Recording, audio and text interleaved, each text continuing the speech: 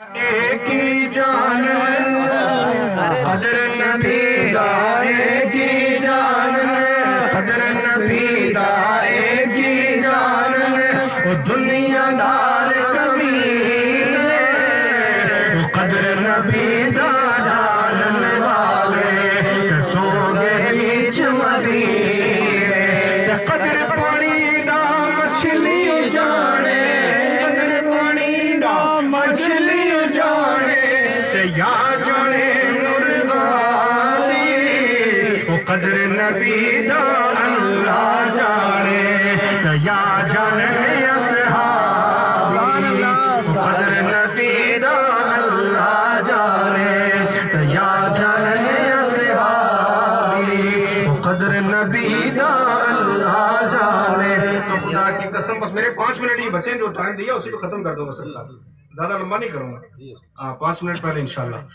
حضور سے محبت کر لو. محبت کے لیے وہاں رہنا ضروری نہیں. دیوانہ قرن میں رہتا ہے. حضور مدینے میں اسے یاد کرتے ہیں. اور پھر یاد کیسا واقعہ لمبا. آخری بات بتا کے ختم کروں. سرکار نے امیر المومنین حضرت عمر وہ عمر جس رستے عمر چل ویندا سی شیطان بھی نہیں سی گزردا. سبحان اللہ. آج بھی بزرگ فرماندے خواب تے جڑا بندہ ڈردا ہوئے رات سوندے ویلے شہادت دی انگلی دے نال اپنے سینے تے عمر رضی اللہ تعالی عنہ لکھ لے. شیطان تے دور دی گل ہے. شیطان دا پیو بھی نیڑے نہیں لگن لگا. بے شک بے شک. اماں بھی مر جانی ابا بھی مر جانا. 1400 سال کے بعد کی یہ حیبت ہے نبی کے غلام کی کہ سویا مدینے میں ہے ڈر مہور میں ہے. تو بتاؤ جس کے صدقے یہ پاور غلام کو ملی. جب غلام کا عالم یہ ہے تو مدینے کے سلطان کا عالم کیا ہوگا. غریب بلایا جبہ اتار کے کہا اے عمر جاؤ قرن میں جا کر میرے غلام کو جبہ دو. اسے کہنا یہ پہن کر میری امت کی بخشش کے لیے دعا کر. سبحان اللہ. محبت کرنے والا تھا حضور سے تو حضور نے کتنا عطا کیا. دیکھیں حضرت عمر پوچھا قرن کے لوگوں سے قرن کے لوگوں یہ بتاؤ کہ حضور کا دیوانہ ویسے قرنی کہاں رہتا ہے. آپ امیر المومنین عمر ہے. آپ وہ دیوانہ وہ پاگل ہے وہ مجنون ہے وہ کہاں ہے عاشق. تو عمر کہتے ہیں پاگلوں کیا پتا تمہیں حضور کی محبت دیوانہ بنا دیتی ہے. حضور کی محبت تو مجنون کر دیتی ہے.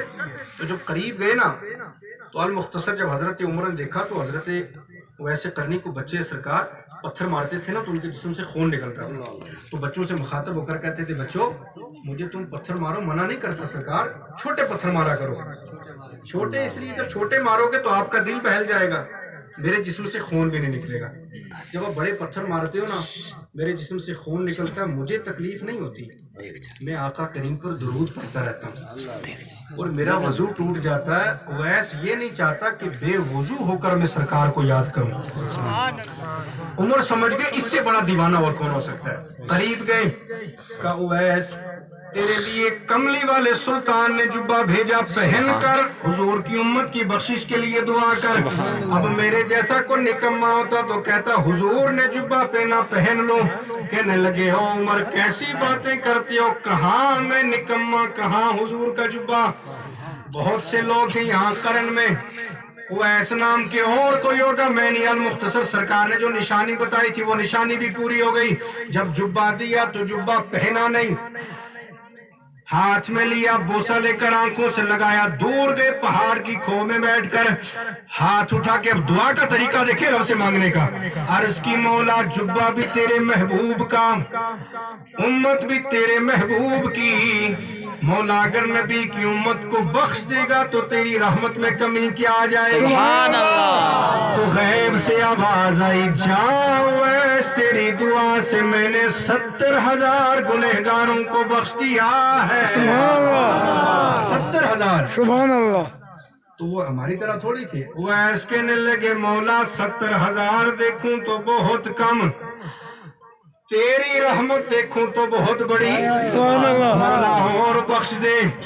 تو پھر آواز آئی جاؤ ویس تیری دعا سے اور 70,000 بخش دیے. کہ مولا نانا اے 70,000 ویکھاں تے بہت گھٹ تیری رحمت ویکھاں تے بہت بڑی۔ بلے شاہ فرماندے سبحان اللہ۔ جے میں ویکھاں عملہ ولے، جے میں ویکھاں عملہ ولے، تے کچھ نہیں میرے پلے، جے میں ویکھاں رحمت رب دی، بلے بلے بلے۔ عرض کی مولا گنہگار عاجز بندہ نبی کی امت کو بخش دے۔ دعائیں کرتے چلے جا رہے۔ قبلہ سید صاحب حضرت صاحب 70 ہزار کے بخشنے کی آوازیں آ رہی ہیں۔ وقت کافی ہو گیا۔ حضرت عمر نے سوچا نبی کا عاشق تھا، دیوانہ تھا، کہیں نبی کی محبت میں جان بحق تو نہیں ہو گیا۔ قریب گئے جب حضرت عمر کے قدموں کی آہٹ کو حضرت اویس نے سنا تو جگہ سے کھڑے ہو گئے اور کھڑے ہو کر کہنے لگے عمر تھوڑی دیر اور نہ تھے تو میرے رب نے کرم فرما دینا تھا، سبحان اللہ۔ لیکن پھر بھی رب کریم نے میری دعا کے صدقے بنی قلب اور بنی بکر کی بکریوں کے بانوں کے برابر میرے نبی کی امت کو بخش دیا۔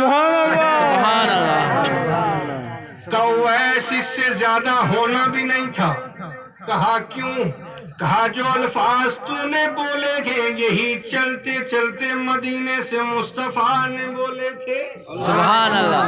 بات حضور نے کی ہو پوری نہ ہو یہ ہو نہیں سکتا، کیونکہ ہم لجپال نبی کے ماننے والے جو رہتے مدینے میں ہیں خبر پوری کائنات کی رکھتے۔